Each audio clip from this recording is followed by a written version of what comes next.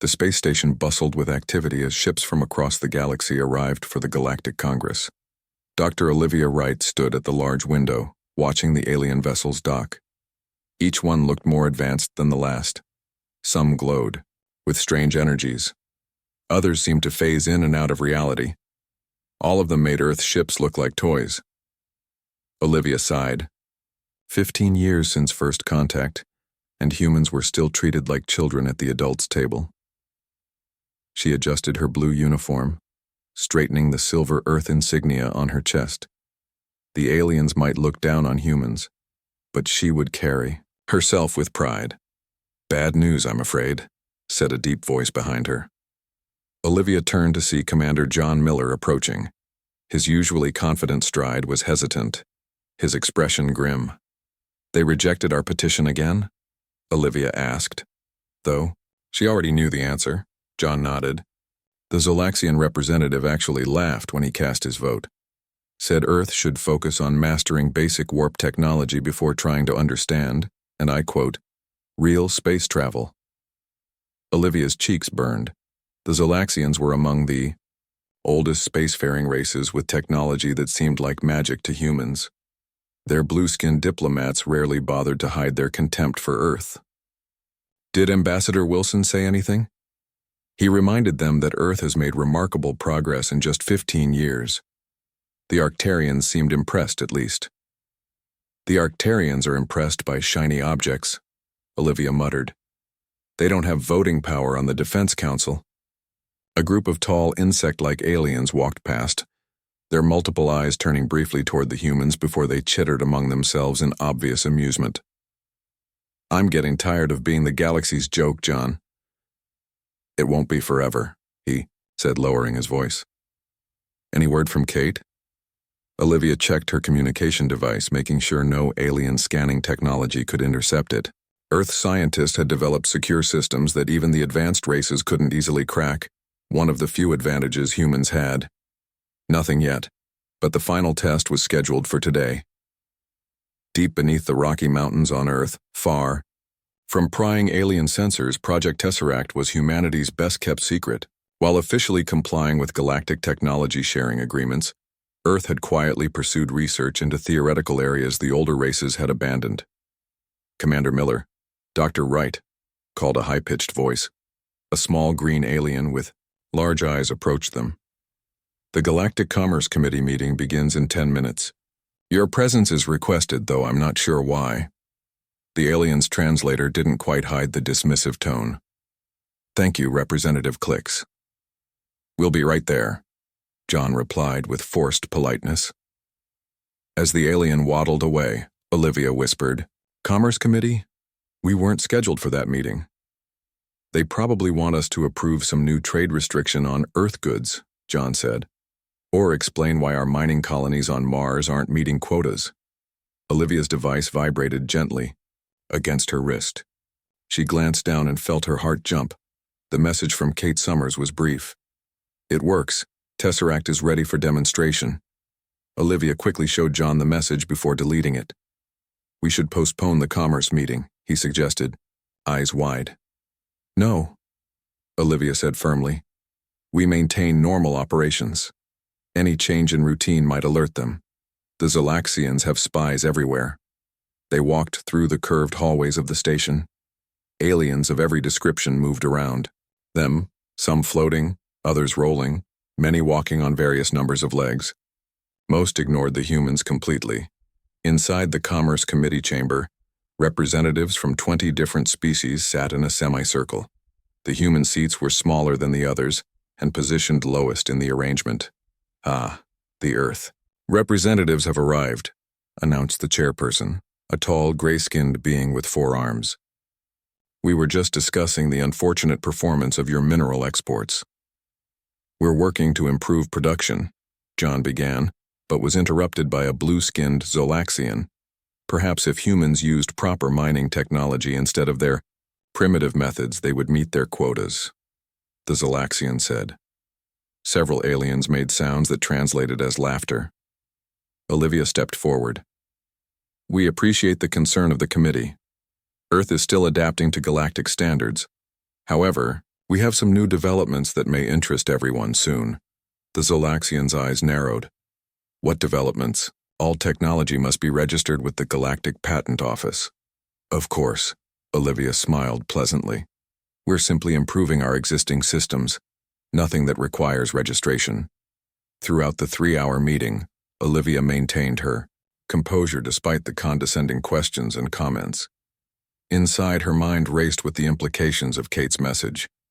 Project Tesseract had succeeded where the advanced races had failed. Back in their private quarters, John finally let his excitement show. If Kate's message is accurate, everything changes. The test worked? Apparently so, Olivia said, checking for surveillance devices before speaking freely. They've successfully manipulated the 7th dimension. The Zolaxians said it was impossible. Their mathematical models were wrong, Olivia finished. Or incomplete. Kate and Alan figured out what they missed. John sat heavily in a chair. So the ship can actually exist in multiple points in space simultaneously? Yes, at least in theory. They've only tested it on a small scale so far. When do we demonstrate? Olivia smiled for the first time that day. The Galactic Fleet Review is next week. All major powers will be there to show off their latest ships. The Odyssey is supposed to attend as a courtesy. No one expects anything from it. John began to grin as he understood. It's perfect. We need to get back to Earth. I want to see the test data myself before we commit to a public demonstration. As they prepared to leave, Olivia stood again at the observation window. A massive Zolaxian warship moved past the station, its hull gleaming with technology humans weren't supposed to understand for centuries. Enjoy your superiority while it lasts, she whispered. Across the galaxy, in a hidden facility deep in the Rocky Mountains, Kate Summers and Alan Carter watched their test object, a small probe the size of a basketball, flicker and exist in 12 different locations within their lab simultaneously. Send the data to Dr. Wright, Kate said, her hands trembling with excitement. Tell her the 7th dimension is ours. Alan looked at the readings again. The aliens are going to lose their minds when they see this. Outside the lab window, stars filled the night sky. Among them were thousands of inhabited worlds that had always seen Earth as a backwater planet, populated by clever but ultimately insignificant apes. Soon, they would have to reconsider that assessment. The galaxy had laughed at humanity, but not for much longer. 3 days later, Olivia and John stood in the massive underground hangar beneath the Rocky Mountains. Before them sat the USS Odyssey, looking plain and unremarkable. Its hull was a simple white, with the Earth flag painted on the side. Next, to the sleek alien ships that regularly visited Earth, the Odyssey looked like a child's drawing, functional but unimpressive. Hard to believe this ship will change everything, John said, walking around the vessel's perimeter. Kate Summers rushed over to greet them, her red hair pulled back in a messy ponytail. Dark circles under her eyes showed she hadn't slept much, but her face glowed with excitement. Dr. Wright, Commander Miller, I'm so glad you're here. She pumped their hands enthusiastically. Alan is inside, running final checks on the dimensional drive. They followed Kate up the boarding ramp and into the ship. Despite its plain exterior, the inside of the Odyssey was state-of-the-art by human standards. Crew members worked at various stations preparing for the upcoming mission. The aliens have scanned this ship 4 times already, Kate explained as they walked toward the engine room.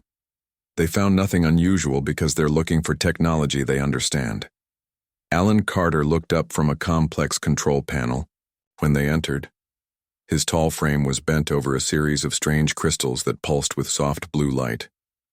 The gang's all here, he said with a tired smile. Welcome to the impossible. Show us how it works, Olivia said. I need to understand everything before the fleet review. Alan nodded and led them to a 3-dimensional display in the center of the room. He tapped a few controls, and a model of the ship appeared, surrounded by glowing lines that represented dimensions. 5th-dimensional travel is what most advanced species use, he explained. It lets them fold space to create wormholes between 2 points. The display showed a demonstration of this concept, with space bending to connect distant locations. 6th-Dimensional. Travel is what the Zolaxians and Arcturians use for their fastest ships, Kate added. It manipulates time-space curvature for near-instantaneous jumps. Again, the display showed this more advanced method of travel. But 7th-dimensional travel is different, Alan continued. Instead of moving from point A to point B, we exist at both points simultaneously, and any points in between, if we want. The display showed the Odyssey seemingly splitting into multiple copies, all existing at the same time in different locations. John frowned.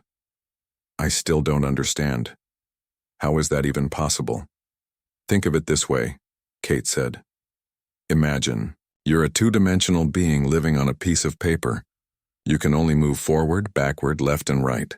Now imagine a three-dimensional being, like a human, puts their finger through that paper.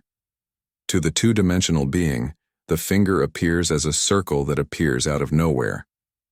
Our understanding of dimensions works the same way, Alan continued.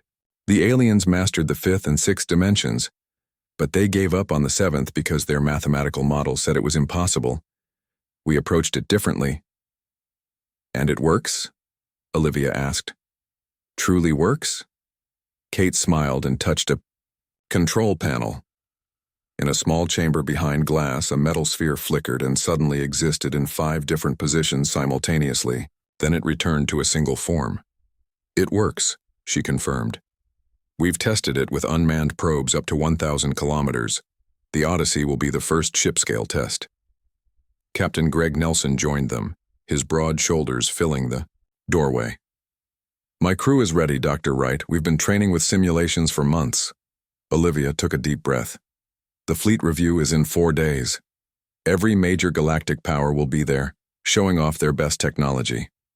No one expects anything from us, which makes it the perfect time to reveal what we can do, John added. There are risks, Alan warned. We've never tested the drive at full capacity, and once we reveal this technology, everything changes. The other species might see us as a threat. They already see us as a joke, Greg said firmly. I'd rather be feared than laughed at. Olivia shook her head. Neither is ideal. We want respect, not fear. This technology gives us leverage, a seat at the table, nothing more. Later that evening, Olivia sat alone in her office, reviewing data from the Tesseract tests. A soft knock at her door interrupted her concentration. Come in, she called. John entered with 2 cups of coffee and handed one to her. Thought you might need this. It's going to be a long night. Thanks. She took a sip and sighed. Do you think we're doing the right thing, John? He settled into a chair across from her desk. Revealing the technology? I don't see that we have a choice. Earth needs this advantage. But what if it leads to conflict? The Zolaxians especially won't like being surpassed. The Zolaxians don't like us anyway, John pointed out. At least this way, they'll have to treat us with some respect. On the Zolaxian homeworld, in a sleek tower of crystal and metal, intelligence. Director Zarks reviewed reports from his agents on Earth. One report noted unusual energy readings from a facility in the mountains. Probably just trying to improve their primitive fusion drives, he said to his assistant, waving a blue hand dismissively. Humans are so predictable. Wake me when they discover quantum folding. His assistant, more cautious, asked, should we increase surveillance? These readings don't match any known human technology. Waste of resources, Zarks replied. Their best scientists are centuries behind our worst. Whatever they're working on, it's of no consequence to the Zolaxian Empire. Back on Earth, final preparations for the Odyssey continued through the night. Kate and Alan made tiny adjustments to the dimensional drive while the crew ran through emergency protocols. Captain Nelson studied the planned formation for the fleet review. The Odyssey was positioned at the very back, far from the impressive alien vessels that would lead the parade. Not for long, he murmured. On the morning of their departure for the fleet review, Olivia addressed the crew of the Odyssey. 100 men and women stood at attention before her, their faces showing a mixture of excitement and nervousness. What we are about to do will change humanity's place in the galaxy forever, she told them. For years, we've been dismissed and underestimated. After today, that ends. The crew cheered, their voices echoing in the hangar. As Olivia watched the Odyssey rise from its underground hangar and climb toward the stars, she felt both pride and fear. Humanity was about to reveal its greatest secret, and nothing would ever be the same again. The ship disappeared into the clouds, looking like any other Earth vessel. The aliens watching from their observation posts took little notice of it. Just another human ship, slow and unimpressive, heading for the fleet review. They had no idea what was coming. The fleet review was underway in the vast expanse of space near Jupiter's orbit. Ships from 27 different alien civilizations performed complex maneuvers, their hulls gleaming with advanced technology. Light trails of various colors marked their paths as they danced through the void in perfect formation. Olivia watched from the command deck of an Earth observation platform. Beside her stood several high-ranking military officials and government representatives who had been cleared to know about Project Tesseract. "The Zalaxian fleet is impressive," murmured Defense Secretary Paul Harris, pointing to a group of blue glowing ships that moved as one, creating spiral patterns in space. "The Arcturians aren't bad either," said another official, gesturing toward our vessels that seemed to phase in and out of reality as they moved. Olivia said nothing, her eyes fixed on the small white shape of the Odyssey, floating motionless at the edge of the formation. To any observer, the Earth ship appeared to be unable to keep up with the complex movements of the alien vessels. Communications channels filled with chatter in various languages, all translated through Earth systems. Many comments were directed at the Odyssey. "Do the humans need assistance with their navigation?" asked one alien commander. "Perhaps their engines have failed again," suggested another with obvious amusement. "We are prepared to tow the Earth vessel if required," offered a third, triggering a wave of what could only be described as alien laughter. On the bridge of the EO, Odyssey Captain Greg Nelson sat calmly in his command chair, listening to the mockery with a tight smile. "All stations report status," he ordered. "Conventional drives functioning normally, Captain," responded the pilot. "Defensive systems online," reported the tactical officer. "7th-Dimensional drive is ready, Captain," said Kate Summers from OI, her special station near the engineering section. "All simulations are green." Greg opened a private channel to Olivia on the observation platform. "We're ready, Dr. Wright, awaiting your command." Olivia took a deep breath. "Proceed, Captain. Show them what humans can do." Greg nodded to Kate. "Activate the Tesseract drive." Kate's fingers danced across her control panel. The crystals at the heart of the drive began to pulse with blue-white light. A low hum filled the ship, rising in pitch until it passed beyond human hearing. "Dimensional shift in 3, 2, 1. "Now," Kate announced. To the observers watching the fleet review, the Odyssey seemed to flicker like a faulty light. Then, it vanished completely. Alarms blared across alien vessels. Sensors went crazy. Communications channels erupted with confused shouts and questions. "The human ship. It's gone." "Did it explode?" "No debris field detected." "Could they have engaged a cloaking device?" Then gasps and cries of shock filled the channels as the Odyssey reappeared, not in one place, but in 27 different locations simultaneously. The human ship existed at the same time next to each major alien vessel in the formation. 7th-Dimensional.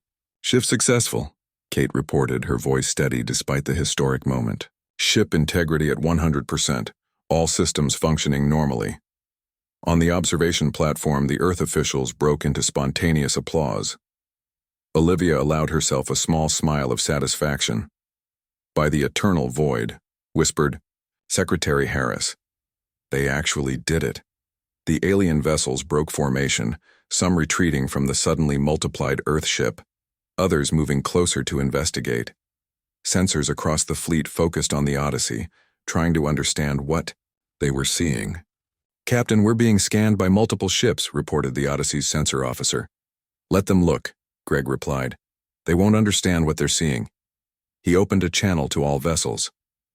"This is Captain Greg Nelson of the USS Odyssey. We apologize for the disruption to the fleet review. We are merely demonstrating Earth's new propulsion system." Silence greeted his announcement. Then the channels exploded with questions and demands. Greg nodded to Kate. Phase 2. Kate adjusted the drive settings. The multiple images of the Odyssey vanished, and the ship reappeared as a single vessel in the center of the formation. Preparing for spatial jump demonstrations, she announced. What followed left the alien observers stunned. The Odyssey performed a series of jumps that defied conventional physics. It appeared inside the atmosphere of Jupiter, then orbiting one of Saturn's moons, then back to its starting position, all without any detectable transit time. No wormhole formation detected. They're not using spatial folding.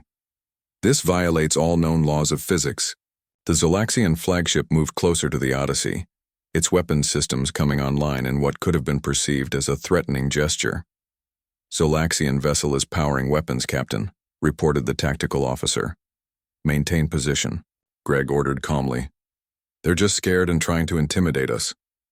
The commander of the Zolaxian fleet opened a direct channel to the Odyssey. His blue face appeared on the main screen, mandibles clicking in agitation. Explain this technology immediately, he demanded. How are you manipulating space-time without dimensional folding? Greg smiled pleasantly. I believe your representative told us that Earth should focus on mastering basic space travel before attempting to understand what you're doing. Perhaps that advice applies in reverse now. The Zolaxian commander's eyes narrowed. This technology must be shared with the Galactic Council under the Technology Exchange Treaty. Olivia cut into the communication from the observation platform. The treaty only covers technologies already known to member species. 7th-dimensional travel is a human discovery, not covered by existing agreements. Impossible, the Zolaxian spluttered. Our scientists determined centuries ago that 7th-dimensional manipulation was theoretical only. Your scientists were wrong, Olivia replied simply. As the implications dawned on the gathered alien fleets, an emergency session of the Galactic Congress was called. The Odyssey was ordered to return to Earth orbit and remain there pending investigation. The journey back. The mood aboard the human ship was triumphant. Crew members congratulated each other. Kate and her engineering team were treated like heroes. We did it, Kate said to Alan as they monitored the drive's power levels. We changed everything today. In her private quarters, Olivia received message after message from alien representatives who had previously ignored her. Species that had dismissed humanity now requested immediate meetings.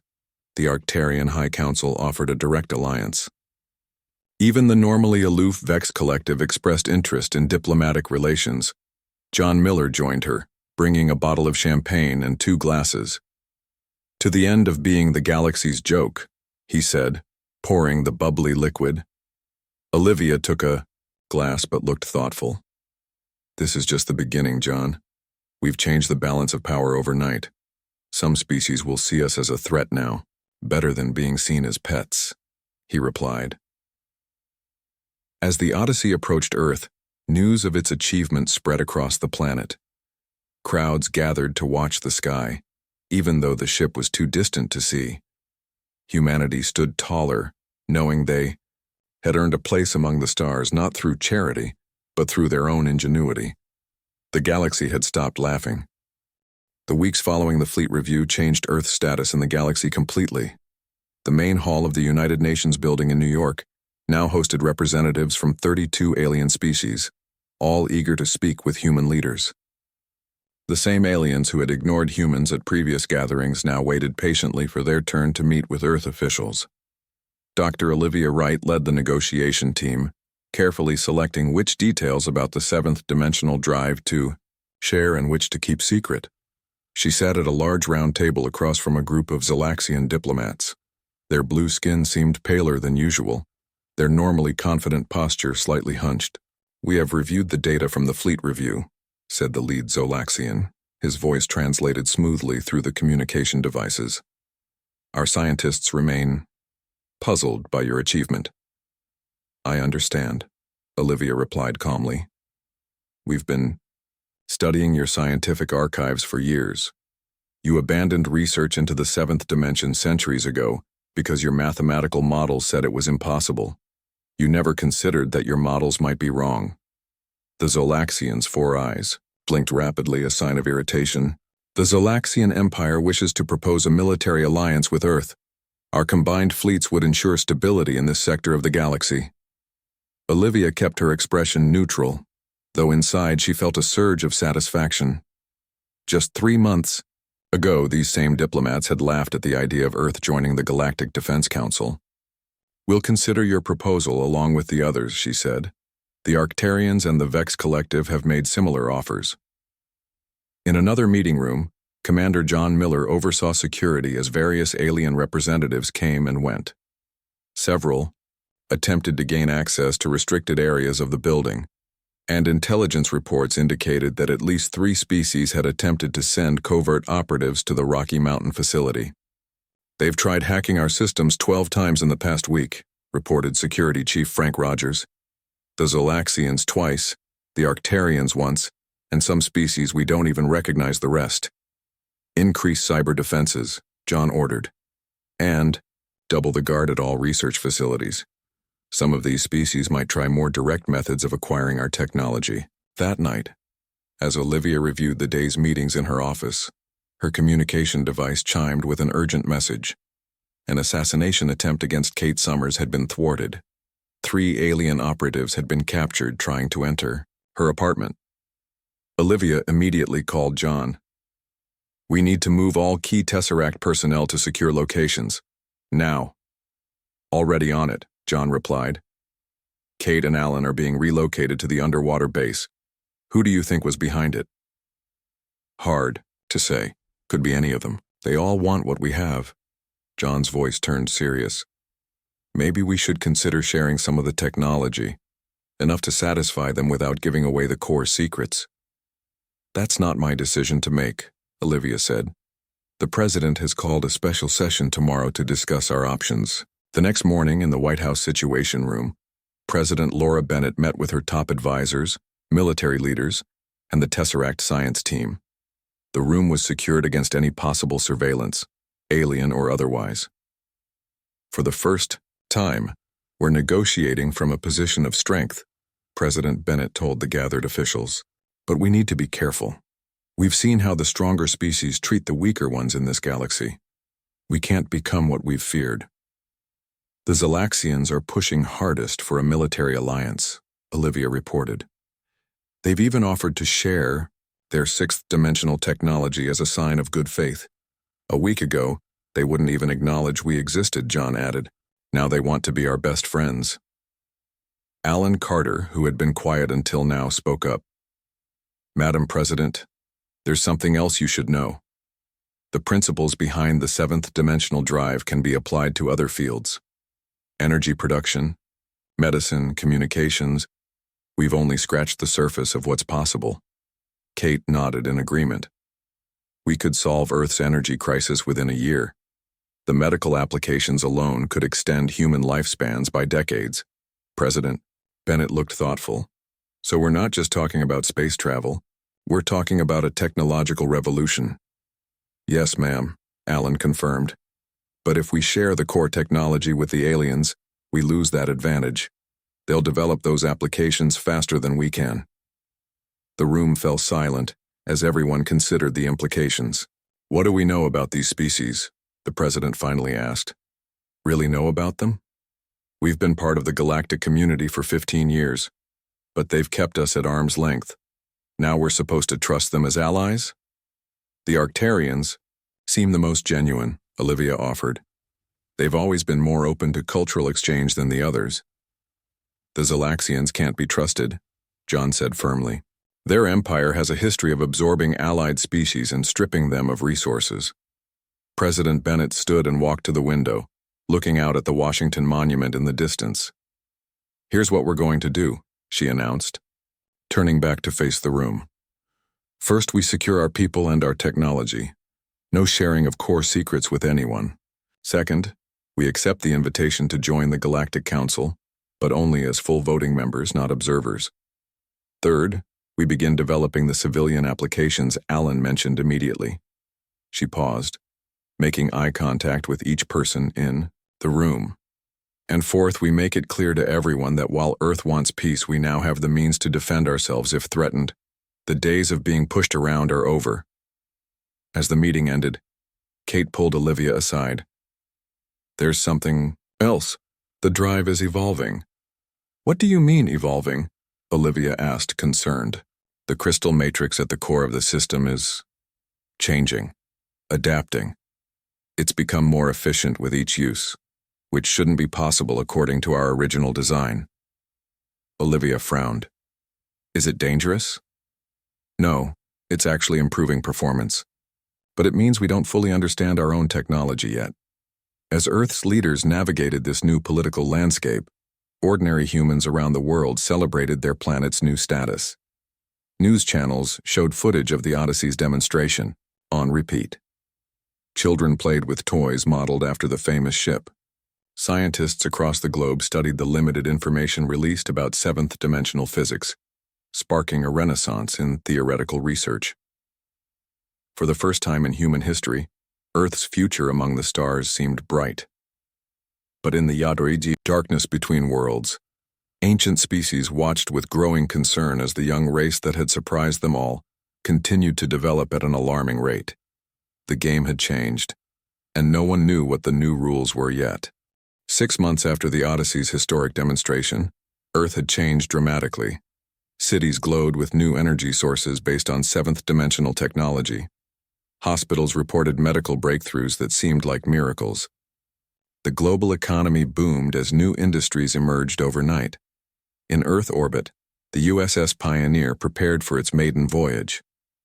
The second ship, equipped with a 7th-dimensional drive, looked similar to the Odyssey, but incorporated improvements based on what engineers had learned from the evolving crystal matrix. On the bridge, Captain Ryan Cooper addressed his crew of 120 men and women. They stood at attention, their new dark blue uniforms crisp and formal. "Today we begin Earth's first deep exploration mission beyond charted space," he told them. "What would have taken alien ships decades to accomplish, we'll do in months. We carry the hopes and dreams of humanity with us." The crew cheered, their faces showing pride and excitement. In the engine room, Kate Summers made final adjustments to the drive system. Alan Carter stood beside her, checking readings on a holographic display. "The crystal matrix has stabilized," Kate reported. "But it's at least 30% more efficient than our original design." "It's like it's learning," Alan murmured. "I still don't understand how." Kate smiled.